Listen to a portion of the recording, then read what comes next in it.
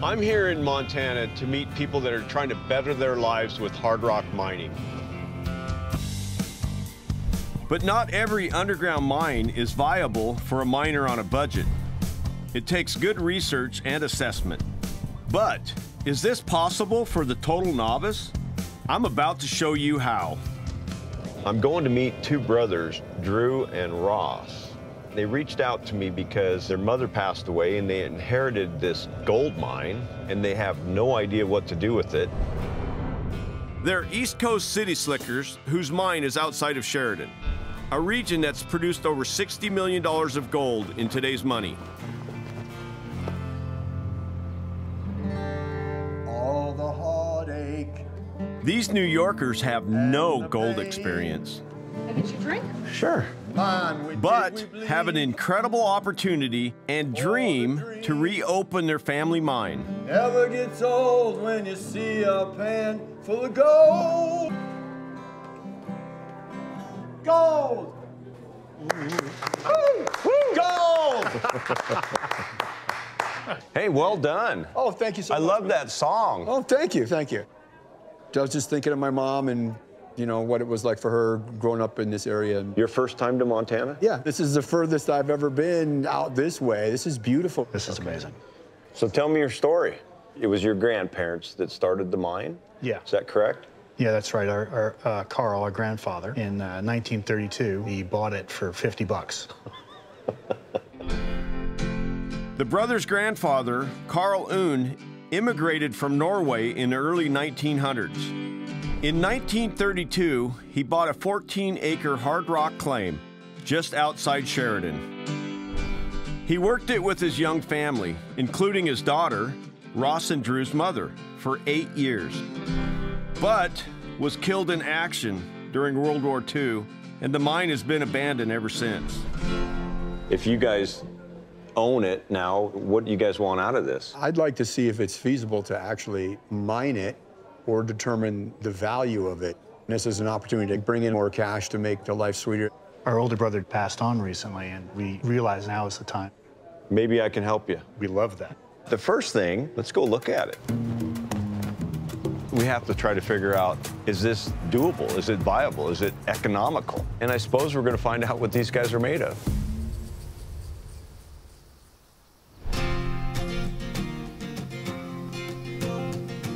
Hi, Clint. Drew. Dejv Turin, nice to meet you. Nice to meet you. Hi, My brother Ross. Sitting at 8,000 feet in elevation, accessing the mine will be tricky. So to help us out, I've recruited local miner Clint Mortensen, who knows these mountains like the back of his hand. All right, Clint, we'll follow you up. All right, guys. Here we go.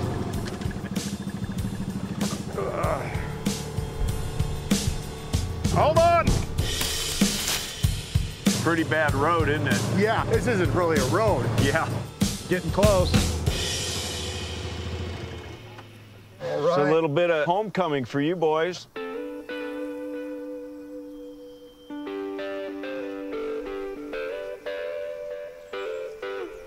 Wow, that is amazing.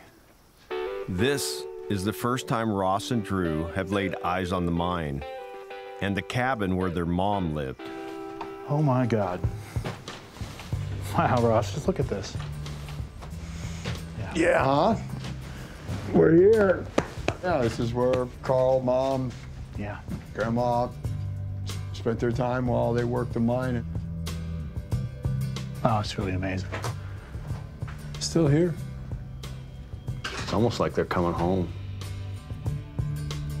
To feel the presence of their mom and their grandfather. Kind of special just being here. Your mother spent 10 years up here Yeah. Yep. as a young girl? Yeah. Wow. That had to have been a tough life. She certainly talked about how hard the work was. And playing out in the front yard meant watching out for the wolves. So before Mom passed, did she give you any instructions? One of the most important things for us to do was not let the water rights slip out, because then we wouldn't be able to mine. She wanted to mine it again. She definitely wanted to see if we could squeeze another dollar out of this. Yeah. Clint's been mining these parts for years. and has a sample of the gold he's found in these hills. Oh, I like the way that sounds. There's some gold out of a rock that we ground up and then picked a little gold out of it. So it's a rock about that big. That's how much gold. And that's from around this area? Yes, it is. Yeah, it hasn't been refined. But here's some gold that has been refined. Look at that. And that's out of these mountains, too. Wow. Check that That weight. is extraordinary. So this is the kind of gold that we can get around here. Exactly. Yeah, that's what you're after. That's what we're after. Now the brothers have caught gold fever. It's time to look for some of their own. Their family's historic records suggest the opening is further up the hill. Oh, here it is. Wow, look at that. Holy cow. All the years we saw old pictures, we never saw pictures of this. This is amazing. They did some work here, didn't they? Yeah. Working mainly solo, Grandfather Carl would have used a pick and shovel to chip away ore from the main vein and carry it to the surface. So this is real loose. That's your vein structure. This up here is called your hanging wall. Right. So see how it's more solid? Yeah. And so this is where all these gases were kind of trying to come out. And that's where you find your gold, your silver. So somebody found this, and then look what they did. You just followed it down into that? Followed it right down. Records show there were once 7 tunnels on this site, but this is the only one remaining. It must have had good gold in it. I think it's pretty rich. I'd really like to get down in there, but it's not very safe. Oh, we need a rope to get out. It looks like there's some timber down there, but who knows how good it is. The next step is to determine how safe the shaft is. It's an old ore bucket. But first, there are other incredible clues right here on the surface. Still full of ore. Oh. This is all quartz. The minerals is the black. Could carry some silver. So many of these mines got shut down because of World War II, and a lot of them never came back. I think there's still gold in this. You can kind of see some of this is broke up. This was a little bit of his ore, and he was probably breaking it up somehow, and then who knows how he got the gold out of it. I'd really like to get a sample of that ore, have it tested, see how much gold's in here. I've been looking forward to this for a long time. Imagining, living here, it's amazing. She'd be pretty happy to see us working this one again. If we can show that there's really a lot of value here, then there's a possibility of getting investors. My hopes are that there's enough gold content to maybe have a life-changing turn of events. It'll take a day for the results, but knowing the value of the ore coming out of the mine is critical. So, I'm going to use this time for a field trip.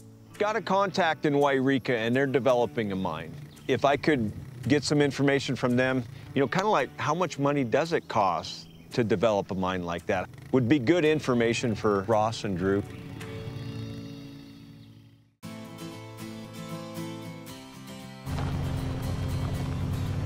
I'm here to meet people who are taking on the challenge of hard rock mining, and they're trying to do it to better their lives. In Montana, brothers Ross and Drew hope to fulfill their dream of reopening the family mine. But while we wait for the results of their ore test, I've traveled to California to see a friend who's successfully reopened an abandoned mine. And with a little bit of work, you can do it too. Mark is a very interesting guy. He was a financial advisor, and now he's turned into a miner. Here's a perfect example of a guy that's going underground, and this is going to change his life. Welcome to McAdams Creek Gold Mine. McAdams Creek. Yeah, absolutely. How long has this thing been in existence? 1892. Yeah, since 1892 it's been around, and we've had it since 2011. With no previous experience, Mark opened up this abandoned hard rock mine in the heart of California gold country. The first hard rock gold discoveries here date back to 1849. Those early finds quickly grew into a multi-billion-dollar industry until the price of gold dropped in the 20th century, shutting down the majority of mines with gold left behind. If Mark can do it, there could be some rich potential for any of you looking to open up your own mine. Give me a basic breakdown of how you start up an old abandoned mine. What was the first thing you started to do? Sample, sample, sample. Sample, sample. That's the face right here. And that's where this high-grade ore comes in, this ore like this. We're talking 2,681 ounces per ton. Come on, seriously. And that's what we want to get into. So we're trying to expand it. If you get 1 ton of this, you're getting 5 million. You hit some of this, you're changing people's lives right there. You're gonna make millions of dollars. Millions. Mark has located the high-grade ore he's after by following the vein of minerals. This is really where the mine begins, right here. Wow. Yeah. And this is a great example here of what we're looking for. This is a nice big wall of quartz. You can see on the floor here where it runs. And so, I mean, this is probably all about an ounce per ton, this rock. It's really high grade. Yeah, that's a nice vein structure. But to start harvesting that gold, you gotta open up the tunnel. So, Mark's pulled together a gang who have a bit more experience. Ethan, come and meet Dave. This is Ethan. Oh, my hands are all full of grease. Nice to meet you. And this is Bart. You know, we're just trying to expand it today. So that can fit in? Yeah, so we can get this underground. The quickest way to open up a tunnel hasn't changed in over 150 years. Dynamite. First step, drilling holes around the section that you want to remove. These are the holes that we'll drill to get this corner out here. Bart's all ready to go here with his jackleg drill. A jackleg drill uses compressed air to strike the rock 800 times a minute. Renting an air compressor and a drill should run you about $2,000 a week. Yeah, we have maximum thrust with this angle here. Okay, Bart, give her hell.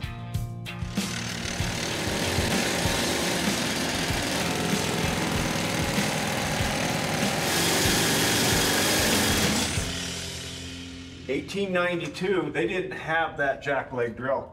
They had a hammer and they had a guy with a bit. So you'd go whack, and then you turn it and you'd go whack, and then you turn it and you'd go whack. And that's how a lot of the old miners ended up with broken fingers and stuff. Holes drilled, now we're ready to prime with explosives. So, you ready to load some holes? Let's do it. The old timers had nitroglycerin. Nitroglycerin in its raw form is very unstable.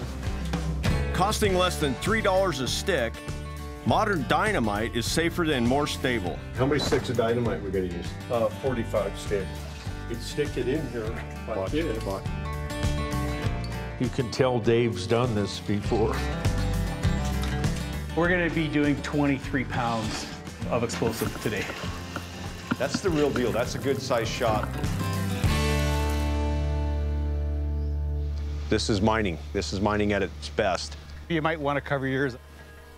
It can be loud. I'm confident in these guys. They know what they're doing.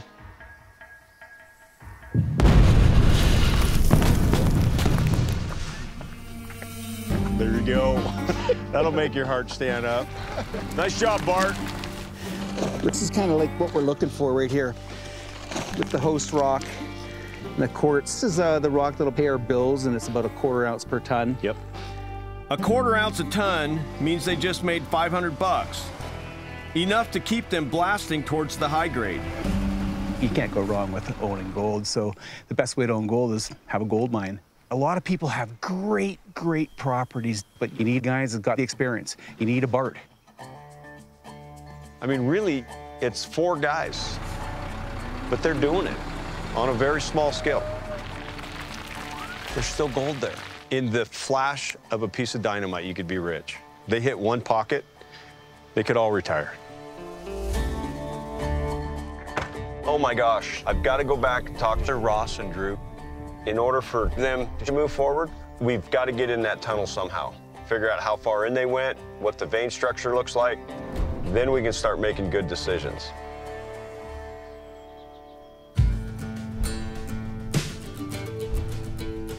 Right there is a tiny piece of gold that your grandfather left for you guys. That's the family gold. I'm in the Montana mountains with brothers Ross and Drew, who are hoping to reopen their family's hard rock mine in the hunt for a life-changing payday. I really want to know what's down in that tunnel. Got some new technology that's never been seen before. With strong assay results, I've got a plan to test the mine's safety. I've called in a favor from an expert in exploring hazardous places. How you doing, Dave? I'm good. Good to see you. There we go. Whoa. Wow. There he is. Look at that. My God. Oh, wow. Oh my gosh. This $300,000 canine, named Rover, is one of a herd of cutting-edge animals, which can be rented for $4,500. What does Rover stand for? Robotic Observation Visual Inspection Robot. We've got an optical zoom camera. We've got a spotlight. We've got thermal, and we actually have sound detection. The animal's actually waterproof. The Rover is really for anything that's going to be hazardous that we don't want to send people into, whether it's gaseous environments, explosive, or nuclear waste. This one is probably going to Mars soon. Seriously? Yes. But before he heads out of this world, Rover's going to find us some gold. All right, come on, boy. That way.